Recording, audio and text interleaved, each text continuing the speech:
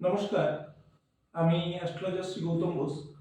দেখুন, অনেক মানুষ আমাকে জানতে চাইছেন যে মেষ রাশির সাড়ে সাথী শুরু হবে 17ই মার্চ থেকে। তো এই সাড়ে সাথী শুরু হলে মেষ রাশির কি খুব ক্ষতি হবে না খুব ভালো হবে, এই বিষয়ে আমাকে জানতে চাইছেন। অনেকে ভয়ের ভিতরে রয়েছেন। আমি একটা কথা বলি, শনিদেব আমাদের জীবনে ডিসিপ্লিন, নিয়ম শৃঙ্খলা এটাকে নির্দেশ করে এবং শনিদেব একটু ধীর কারক গ্রহ। শনিদেব জীবনে বাধা বিঘ্ন একটু বাড়িয়ে দেয়, পরিশ্রমের মধ্যে দিয়ে সফলতা দেয়। সততাকে তিনি পছন্দ করেন, মানে কঠিন পরিশ্রম যারা করেন তাদেরকে পছন্দ করেন, যারা সৎ পথে থাকে তাদেরকে পছন্দ করেন। শনির সাড়ে সাথী প্রত্যেকটা মেষ রাশির জাতক জাতিকাদের জন্য খারাপ হবে না।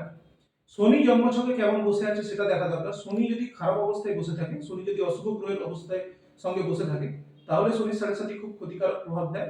যেমন শনির সাড়ে সাথীতে সাধারণত যেগুলো হয় সেটা হচ্ছে বিভিন্ন মানুষের সঙ্গে সম্পর্ক খারাপ হতে শুরু করে, রাগ জেদ বেড়ে যায় এবং শরীরে বিশেষ করে কোমর থেকে পায়ে চোট আঘাত লাগার সম্ভাবনা থাকে, অর্থনৈতিক ক্ষতি হয়, পরিবারে যারা গুরুজন তাদের শরীর স্বাস্থ্য খারাপ হয়। শনির সাড়ে সাথীতে প্রত্যেকটা কাজে প্রচুর বাধা চলে আসে, বাধার মধ্য দিয়ে ধীরে ধীরে উন্নতি হয়, কাজগুলো স্লো হয়ে যায়। চাকরি করতে করতে চাকরি চলে যাওয়া, ব্যবসা করতে করতে ব্যবসা ডাউন হয়ে যাওয়া, এগুলো হয়। তবে অনেকে শনি সাড়ে সাথীতে কিন্তু আবার অনেক উন্নতিও করে, অনেকে অনেক উচ্চ পদ লাভ করে, অনেকে দীর্ঘদিনের আটকে থাকা কাজ হয়ে যায়। শনি সাড়ে সাথীতে অনেক সময় নতুন বাড়ি গাড়ি, নতুন উচ্চ পদ এগুলো পাওয়া যায়, নতুন চাকরি পাওয়া যায়। শনির সাড়ে সাথীকে আমি বলবো ভয় না পেয়ে আপনারা নিয়ম শৃঙ্খলাপূর্ণ জীবনযাপন করুন। মেষ রাশির যারা জাতক জাতিকা আছেন, নিয়ম শৃঙ্খলাপূর্ণ জীবনযাপন করুন, পরিশ্রম করুন এবং হনুমান চল্লিশা মঙ্গলবার শনিবার পাঠ করুন। শনিবার দিন কোনো শনি মন্দিরে গিয়ে সরষের তেলের প্রদীপ জ্বালিয়ে আসবেন বা দক্ষিণাকালীর মন্দিরে পুজো দেবেন।